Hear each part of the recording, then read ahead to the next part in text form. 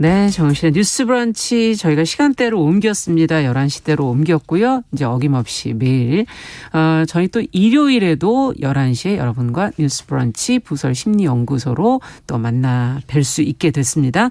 기대해 주시기 바랍니다. 자, 오늘도 첫 코너 뉴스픽으로 시작을 하죠. 화요일과 목요일 이 두 분과 함께하고 있습니다.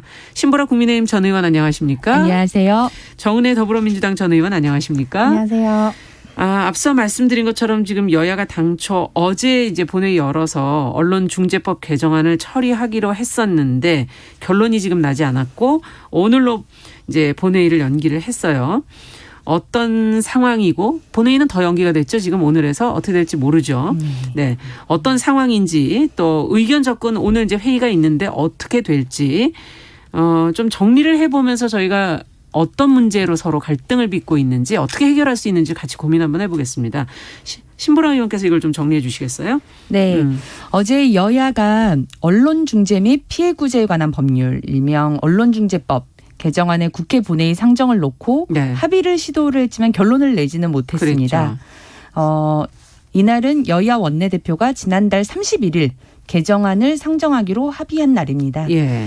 윤호중 더불어민주당 원내대표와 김기현 국민의힘 원내대표는 어제 오전과 오후 두 차례에 걸쳐서 박병석 국회의장 주재의 회동을 마친 후에 네. 언론중재법 추가 협의를 위해 예정했던 본회의는 오늘 오후 2시로 놓치기로 밝혔습니다. 이와 함께 오늘 11시에 지금 다시 국회의장 주재로 협상을 이어가기로 했고요. 지금 이 시간이네요. 진행 중에 네. 있습니다. 여야 원내대표는 지난달 31일 합의를 통해 여야 의원 및 전문가 등 8인 협의체를 열어 법안을 심사한 뒤 이날 본회의를 열어서 상정 처리하자는 데 합의를 했는데요. 네. 전날까지 협상을 벌인 8인 협의체는 개정안의 골격인 징벌적 손해배상제와 기사 열람 차단 청구권 도입을 놓고 이견을 좁히지는 못했습니다. 예. 민주당은 협상 과정에서 징벌적 손해배상 액수와 예. 열람 차단 청구 대상 기사의 범위를 축소하는 대안을 내놓았다고 하는데요. 국민의힘은 이를 받아들이진 않았습니다. 네. 특히 징벌적 손해배상제에 대해서는 국민의힘은 위헌이다. 완전 폐기해야 한다라는 입장이 강경합니다. 네. 8인 협의체가 성과 없이 종료되자 여야 원내대표가談판에 나선 것이고요. 그렇죠. 협상에서는 쟁점 사항이 합의되었는지 여부는 밝혀지진 않았지만 논의가 일정 정도 진척이 됐다는 이야기는 흘러나왔습니다. 한편 5개 언론 단체들은 사회적 합의로 이 문제를 풀자면서 가칭 언론 표현의 자유와 사회적 책임위원회를 구성한다면서 네. 국회도 사회적 합의 기구를 전격적으로 수용을 하라고 촉구했습니다. 네. 지난 23일에는 7개 언론단체가 언론의 자정 능력 및 사회적 책무 강화를 위해 통합 자율규제 기구를 설립하겠다고 밝히기도 했습니다. 네. 자, 뭐 지금 시점들이 과연 이제 또 회의가 11시에 진행된 결과에 따라 또 그 이후 일정들이 좀 변화가 있지 않을까 하는 그런 예상이 되고요. 지금 말씀해 주신 것처럼 좀 갈등을 빚고 있는 대목들이 있는 것 같아요. 어떻게 보시는지 이 논쟁적인 법안 또 그 처리 시한이 지금 너무 급박한 상황이라서 과연 지금 언론단체들이 얘기하는 것처럼 사회적 합의기구를 통해서 할 수 있는 시간적 여유가 있는 것인지 두 분이 현실적으로 어떻게 보시는지를 좀 얘기를 듣고 싶네요. 네, 일단 우리가 지난달에 여야 원내대표와 국회의장이 이제 발표를 한 내용이 있습니다. 네. 그게 지난달이었고 9월 27일 본회의에서 언론중재 및 피해구제법을 상정하여 처리한다. 네. 이것을 합의한 내용이었죠. 그래서 원래 어제 예정대로 처리가 되어야 했던 것인데 그것이 되지 않았고 그래서 오늘 오후 2시 본회의로 연기가 되었다고 합니다. 네. 지금 이 법안 자체가 상임위랑 법사위까지 거친 법안입니다. 그 거친 법안들이 여야 협의체에 의해서 추가 논의한 것이 굉장히 이례적인 일이기도 하고요. 예. 그런 상황에서의 또 결과물을 만들어내지 못한다는 것은 결국에는 그 모든 피해가 저는 국민들에게 돌아가는 것이다라고 생각을 합니다. 국회의원들이 허위 사실을 유포했을 때는 또 최대 벌금도 100만 원까지 받을 수가 있고요. 그 100만 원을 받았을 때는 국회의원직을 상실하기도 합니다. 예. 특히 언론 같은 경우는 대한민국이 언론 신뢰도가 굉장히 낮습니다. 언론 자유도는 아시아에서 굉장히 좀 높은 편에 속하는데요. 지난 5년째 한 7개 국 중에서 언론에 대한 신뢰도는 굉장히 낮은 상황입니다. 네. 그래서 자유도는 높지만 신뢰도는 낮다. 네. 이 말은 우리가 언론의 자유, 뭐 국민의 알 권리를 얘기를 하지만 언론의 책임에 대해서는 말하는 사람이 없다라는 얘기를 좀 지적하고 싶습니다. 네. 언론이라는 것이 정말 우리 사회에 소외된 계층의 목소리를 대변하고 또 네. 잘못된 점을 시정하기 위해 고치는 그런 말을 해야 하는데 네. 실제로 가짜 뉴스로 피해 보는 사람들이 많이 있습니다. 네. 제가 과거에 항상 뭐 황토팩 얘기라든지 대만 카스테라 예시를 들었는데 예. 그렇게 일반 국민들, 일반 시민들이 피해를 입는 경우가 있고 이 경우를 구제하겠다는 것입니다. 특히 그 야당에서 좀 문제를 삼고 있는 것이 예. 이제 지금 징벌적 손해배상 제도인데요. 네. 뭐 다른 나라에는 없다. 이런 제도를 왜 도입하냐? 뭐 위헌이다. 이런 얘기를 하고 있는데 실제로 외국 같은 경우, 특히 미국 같은 경우는 언론 보도로 인한 그 피해 금액 산정이 굉장히 높습니다. 그래서 네. 잘못된 언론 보도로 피해를 입었을 때는 뭐 정말 1억, 10억, 뭐 100억까지도 이렇게 좀 손해배상을 받는 경우가 있는데 이 제도가 있는 건가요? 미국에? 네네. 그러니까 이 그 징벌적 손해배상 제도라고 해서 그 제도 자체는 뭐 이름은 똑같진 않지만 예. 그 이름은 다르다 하더라도 그 언론으로 통해서 피해를 입었을 때 구제받을 수 있는 방안이 많이 있다는 겁니다. 네. 다른 대안적인 구제 요소들이 방법이 있는데 있다. 네. 근데 대한민국 같은 경우는 지난 2년간에 언론 관련 손해배상 인용 사건의 약 60%가 예. 인용액의 500만 원 이하의 벌금에 불과합니다. 특히 개인이나 어떤 뭐 네. 자영업자의 경우 변호사 선임 비용이라든지 그 오랜 시간 긴 그렇죠. 소송을 이끌어 가려면 네. 그 액수가 언론사를 맞서서 싸우는 한 개인의 시민으로서는 굉장히 큰 금액이 되고 그렇죠. 그 시간과 노력, 비용 이런 것들에 의해서 정말 결국에는 국민들이 피해를 볼 수밖에 없다라는 것이기 때문에 지금 뭐 최대 5배다 했는데 우리 그 이재명 후보 같은 경우는 정말 그 언론사가 망할 정도로 이게 부과를 해야 된다라는 얘기가 있었습니다. 네. 사실 언론에 잘못된 보도를 하고 나서 정정 보도 같은 건 아마 기억하실 거예요. 막 일면에 탑으로 났던 언론인데 언론 기사인데 정정 보도는 막 한 24면에 뭐 정말 귀퉁이에 조그맣게 나고 정정합니다. 라고 한다면 그 언론으로 인해 그 보도로 인해 피해를 본 개인의 명예와 어떤 정신적인 충격과 그런 금전적인 그런 부분들은 어떻게 네. 보상을 받을 수 있는지 이것은 저는 대한민국이 선진국으로 나아갈 수 있는 한 단계의 스텝이 될 것 같고 네. 그래서 야당도 조금 이 부분에 있어서 협조를 했으면 좋겠습니다. 왜냐하면 우리가 지금 또 대선을 앞두고 있는 상황에서 그 양당이 지금 경선 과정에 있고 경선 후보들도 많이 알려야 하는데 지금 이 법안으로 인해서 계속 좀 막히고 있는 부분도 있거든요. 그래서 하루속히 이 통과될 법은 통과하고 그리고 오히려 이 코로나 시국으로 인해서 민생을 더 챙기는 여야의 모습을 보여야 한다라고 생각합니다. 근데 사실은 지금 그 피해자가 과연 그 개인이냐 아니면 공인이냐 이런 부분도 조금 갈라서 생각해야 될 부분도 좀 있을 것 같고요. 신보라 의원께서는 어떻게 보시는지. 네, 지금 이제 언론중재법 지금 뭐 여야 단판 협상이 진행 중인 과정에 있지만 실은 이제 허위 보도로 인한 어떤 피해 구제 이런 부분에서 일정 정도 언론의 사회적 책무가 강화될 필요가 있고 그런 부분에 대해서는 여야의 입장이 크게 다르진 않은 것 같아요. 그 취지에 그렇겠죠. 관해서는 그리고 실제 이 언론중재법이 통과되고 나면 이건 뭐 여야가 뒤바뀔 수도 있고 여야가 뭐 계속될 수도 있지만 어쨌든 정치적으로 뭐 가짜 뉴스에 대한 그런 문제는 여야를 불문하고 어쨌든 누구도 뭐 당사자가 될 수 있는 상황입니다. 그렇지만 왜 그럼에도 불구하고 야당이 특히 이제 국민의힘을 비롯해서 실은 비교섭단체 주요 정당들도 이 법안에 대해서는 명확한 반대 의사를 표명을 하고 있습니다. 그 이유가 뭘까? 이유가 뭡니까? 라고 하는 부분에서 가장 큰 건 가짜 뉴스랄지 이런 것들을 규제하겠다는 그런 것이 오히려 언론의 기본적인 자유랄지 이런 것들을 심화시킬 수 있는 방향으로 갈 수 있다. 언론의 책임을 규정을 하겠다고 하지만 그게 책임이 아니라 굴레가 될 수 있다라고 하는 점을 가장 본질적인 어떤 헌법상의 권리를 침해하는 방향에서의 법률 제정은 우리가 심각하게 근본적으로 고려해야 될 사항이다라고 하는 측면에서 이 이 사태를 좀 바라보고 있는 것이죠. 네. 특히 지금 우리나라 같은 경우는 이제 징벌적 손배 네. 이것과 관련해서는 최근에 들어온 그 만들어진 입법내는 중대재해처벌법, 중대재해기업처벌법이 네. 이런 걸 도입하게 된 첫 사례로 그렇죠. 조명을 받습니다. 네.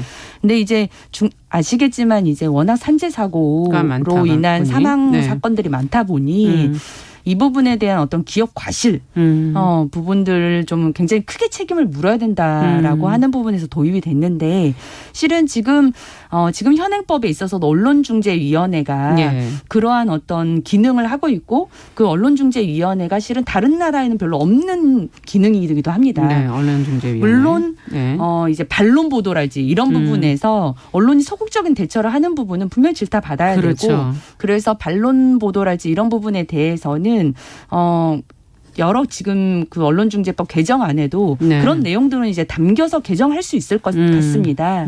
하지만 근본적으로 언론의 기능 자체를 위축시키는 것은 근본적으로 국민 모두에게 득이 되지 않는다라는 관점에서 이 문제는 좀 살펴볼 필요가 있을 것 같고요. 네. 그래서 8인 협의체가 열린 이후에는 네. 허위 조작 보도의 정의 규정이랄지 그렇죠. 고의 중과실을 추정하는 규정은 예. 삭제를 사실상 또 하게 됐습니다. 왜냐하면 제가 살펴봐도 이 법안에 이게 법률 용어로서 맞는가 좀 의문스러울 정도의 어떤 단어들이 있거든요. 그러니까 조작 보도가 뭐냐. 네. 조작. 그거는 이 법안의 문구 하나하나 사실은 굉장히 구체적이고 명확해야 되는 거죠. 맞습니다. 예. 허위 사실은 우리가 명백히 알고 있는 그건 이제 법적으로도 재판을 하게 됐을 때 그게 사실이 아닌지에 대한 적시 여부이기 그렇죠. 때문에 그렇지만 조작은 어떤 걸 조작으로 볼 것인가에 대한 해석의 여지가 있는 용어이고 네. 이 고의중과실 추정 규정도 네. 이 개정안의 내용을 보면 보복적이거나 반복적으로 허위 조작 보도를 한 경우 이런 예. 경우에 그러면 보복적이다라고 하는 건 또 어떻게 규정을 예. 할 수 있는가에 대한 문제가 있기 때문에 이 조항은 8인 협의체가 열리고 나서 사실상 여야가 합의하에 삭제를 한 겁니다. 그건 이 규정 자체도 네. 좀 모호하고 난해하다라고 하는 걸 저는 민주당도 사실상 받아들였다고 보여지고요. 핵심은 이제 징벌적 송배하고 열람 차단 청구권인데 네. 지금 이제 담판하는 과정에서 어떤 징벌적 손배는 어쨌든 이건 헌법상 권리하고도 굉장히 충돌하기 때문에 네. 이걸 삭제하고 열람 차단 청구권에 대해서는 삭제하거나 혹은 이제 범위를 좀 좁히는 것에 대한 합의가 이루어지게 된다면 저는 담판 협상의 결론도 혹시 나지 않을까 하는 기대도 해보시는 거군요. 기대도 갖고는 있습니다. 네. 자, 또 첨부해서 하실 말씀이 더 있으신지. 그런 말이 있죠. 패는 칼보다 강하다. 최근에 그런 말이 있는데 요즘 그런 말이 있습니다. 또 펜이 칼이 되었다. 정말 글 하나로 기사 하나로 한 사람의 인생을 좌지우지할 수도 있는 그런 경우가 있기 때문에 가장 중요한 것은 억울한 사람이 한 명도 나오지 않는 것. 그렇죠. 그리고 잘못된 오보로 인해서 피해를 국민이 한 명도 있어서는 안 된다는 것입니다. 그런 측면에서 이제 징벌적 손해배상 제도가 도입이 되면 언론의 보도가 위축될 수 있다. 취재가 위축될 수 있다라고 얘기를 하지만 실제로 우리가 CCTV가 설치가 되고 나서 그 수술실에 CCTV가 설치되고 나서는 조금 더 환자들이 안심하고 진료를 받을 수 있고 안전한 진료가 될 수 있는 거죠. 수술이 될 수 있고 서로가 조심할 수 있게 된다고 봅니다. 그래서 신보라 의원님 말씀처럼 비율이나 이런 것들은 좀 조정이 가능하겠지만 이 법안들은 좀 하루속히 통과가 되어서 좀 국민들이 피해를 입는 분들이 없도록 하는 것이 국회가 해야 할 일이고 여야가 합의해야 할 일이다라고 생각합니다. 무엇보다 허위 보도로 인한 피해 구제라든지 반론 보도, 정정 보도 이 부분에서의 언론의 책임 부분은 분명히 인지해야 된다라는 게 이제 두 분의 생각이신 것 같고요. 하지만 국민의 알 권리를 과연 또 어디까지 보장할 수 있는가를 잘 협의해야 되지 않을까 하는 생각도 드네요. 자, 신보라 의원께서 혹시 더 하실 말씀이 있으세요? 네. 우선 사회적 합의기구 제안 같은 경우는 오늘 단판이 될 수도 있겠지만 그러지 못할 경우 그러긴 한데 실은 민주당이 이건 좀 반성을 좀 하셔야 되는 부분이 민주당은 올해 초에도 그 택배 종사자 과로 대책 네. 사회적 합의구를 직접 만들었어요. 당정협의도 하고요. 당에서 직접 당, 정부, 회사, 종사자 포함해서 그렇게 해서 합의안을 도출해가지고 법안 개정을 했거든요. 예. 왜 그런 절차를 거치지 않았을까. 아. 네.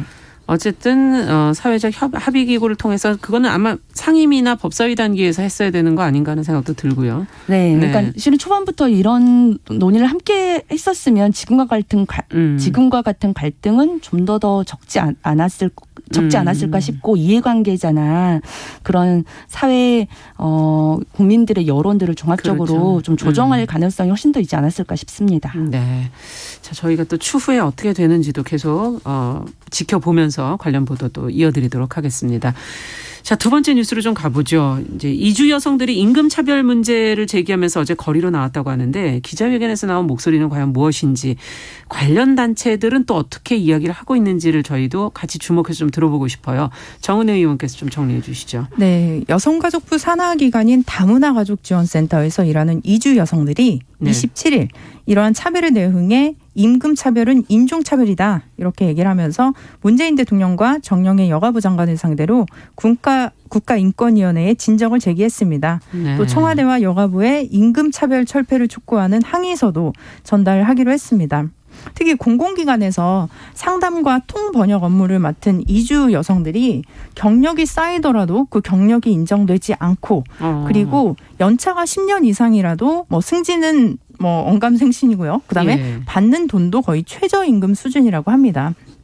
주무부처인 여성가족부가 공개한 인건비 가이드라인에 호봉 기준표가 아예 존재하지 않고 최저임금 이상이라고만 명시되어 있기 때문입니다. 네. 그래서 특히 다문화가족지원센터에서 일하는 이주 여성이 원래의 주민들과 동등하게 노동의 가치를 인정받지 못하고 있다면서 이것은 분명한 차별이다. 라고 얘기를 하기도 했습니다. 특히 공공기관의 근무 상담, 통번역, 이중언어 관련 이주 여성 노동자의 실태조사 결과에 따르면 응답자의 86.8%가 급여가 차별이 있다. 그리고 또 급여에 불만족을 한다고 응답한 비율도 72.7%가 됩니다. 네. 지금 그 이주 여성들의 들어와서 같이 생활을 하게 된 지도 벌써 시간이 꽤 지났기 때문에 지금 이런 문제들이 이제 본격적으로 제기되는 것 같고, 또 하나는 앞서 말씀해 주신 공공기관이라는 곳에서 또 어떤 호봉이라든지 어떤 기준이 어떻게 마련되어 있느냐라는 부분도 지금 문제 제기를 한 것 같은데요. 처우와 이 문제를 그럼 어떻게 개선해야 될지 두 분이 한번 좀 아이디어를 한번 같이 한번 생각해 보죠. 신보라 의원께 먼저 좀 여쭤볼까요? 네. 우선 저도 이걸 좀 살펴봤더니 우선 이렇게 다문화가정센터 이런 데 그렇죠. 직접 들어가서 제가 채용 공고를 살펴봤어요. 네. 그랬더니 이제 통번역 전담 인력 채용 공고가 있던데, 급여는 각 사업별 관련 규정에 준한다 되어 있고요. 이제 근무 시간은 근데 거의 똑같습니다. 주 5일, 그리고 센터 안에서 근무하고, 예. 주요 업무도 초기 상담, 프로그램 안내, 병원 진료에 대한 통역 파견, 기타 행정 지원, 그러니까 실제 그 사업과 관련된 일만 하는 것은 아니고 관련한 센터의 여러 가지 업무들도. 행정 지원도 함께 실은 상주하면서 하는 건데요. 예. 실제 이게 급여가 각 사업별 관련 규정에 준하고 되어 있고, 네. 다른 이제 그 가족지원센터의 직원 채용 공고를 보니까 예. 이제 급여 수준이나 그 주 5일 근무는 똑같지만 급여 수준은 이 다문화가족지원센터의 운영 지침 기준에 의거한다고 되어 있어요. 그러니까 이걸 보니까 실제 행정이나 프로그램 기획, 운영에 이제 활동을 하는, 기본 사업을 하는 직원은 그 운영 지침 기준에 의거를 하고, 네. 이제 특성화 사업, 특히 이제 다문화 가족을 상대로 한다거나 이런 특성화 사업은 그 특성화 사업에 관련한 사업별로. 그런 내부 규정을 따로 별도로 두는 것 같습니다. 그러면서 인건비랄지 처우, 승진, 호봉 체계 이런 것들을 별도로 지금 하고 있고, 그러다 보니까 이게 단순히 결혼 이민자나 이주 여성 노동자만의 문제도 아니고요. 예. 내국인의 직원들에서도 차이가 납니다. 처우가. 예, 네. 그래서 예컨대 다문화가족지원센터에서 사례관리사 사업을 운영하는데, 이것도 그러니까 특성화된 사업인 거죠. 네. 이런 사례관리사 사업도 그 사례관리사 사업의 운영이라는 이유로 호봉과 경력 인정이 안 돼서 이 부분은 내국인 분들이 중심이 돼서 실제 네. 채용이 되는데도 불구하고 이게 기본 사업이냐 특성화 사업이냐에 따라서 가이드라인 적용을 다르게 받고 있는 거죠.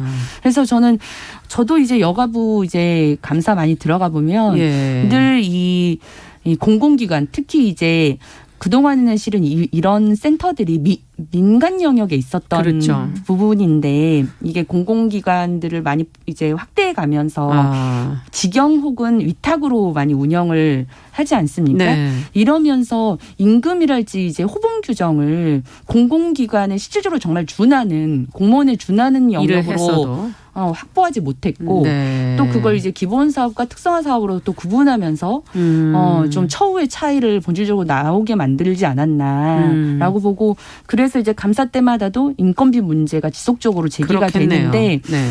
그럼 그때마다 한 몇 프로 정도를 더 상승하도록 노력하겠습니다라는 거지 본질적으로 이 가이드라인을 뭐 직무급 체계로 변동을 하고 네. 뭐 상시적이고 뭐 지속적이고 이제 거의 그렇죠. 정규직에 준하는 업무라면은 호봉 체계를 바꾸겠다 이런 근본적인 검토를 잘 못하고 있는 것 같아요. 그러네요. 네, 그런 부분에 대한 개선이 필요할 것 같습니다. 근본적인 개선은 좀 필요하다는 얘기시고 정은혜 의원께서도 짧게 얘기 좀 해주시면. 네, 그 최근에 우리가 아프가니스탄 그 조력자 분들 380여 명을 극적으로 구출해서 또 미라클 작전을 수행할 정도로 우리나라의 위상이 굉장히 또 향상이 되기도 하고 또 외국인 분들에 대한 그런 처우나 이런 것들도 많이 변화가 되고 있는 것이 사실입니다.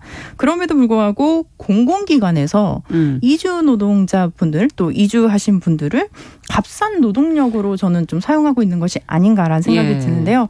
신보라 의원님께서도 말씀을 해주셨지만 다문화 가족 지원 센터가 이제 기본 사업으로 진행하는 내국인 직원들에 대해서는 호봉 기준표대로 경력에 따라 임금을 올려주고 또 승진 기회도 보장을 한다고 합니다. 반면에 이게 이주 여성이기 때문에 사실은 그 돈을 받는 것이 아니고요.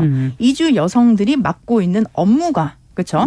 업무 자체가 통번역을 하거나 뭐 이주 여성들이 뭐 이제 이중 언어 관련해서 이제 업무를 담당하기 때문에 그 근무에 관련된 처우가 지금 잘 되어 있지 않다는 거죠. 그리고 네. 그 근무를 하시는 분이 공교롭게도 또 이주 여성분들이 많다라는 사실입니다. 그래서 지금 최저임금 정도로만 이제 규정이 되어 있는데 마무리를 해주시죠. 네, 실제로 저는 지금 그 이분들이 중요한 것이 당장 뭐 연봉을 올려주고 호급을 올려주고 이것이 아니고요. 인정해달라, 대우해달라. 그리고 이분들이 일한 만큼의 그 가치의 대가를 달라라는 것으로 보여집니다. 네. 캐나다 같은 경우는 그 이주 알겠습니다. 노동자 부서가 있는데 그런 부분들도 좀 고려를 했으면 좋을 것 같습니다. 네, 업무의 변화도 좀 필요하지 않겠는가 하는 그런 지적을 해주신 것 같고요. 오늘 뉴스픽은 여기까지 듣겠습니다. 정은혜 신보라 전 의원과 이야기 나눠봤습니다. 감사합니다. 네, 감사합니다. 네, 정용실의 뉴스브런치 1부 마치고 바로 2부로 돌아오겠습니다. 지금 일부 지역국에서는 해당 지역 방송 보내드립니다.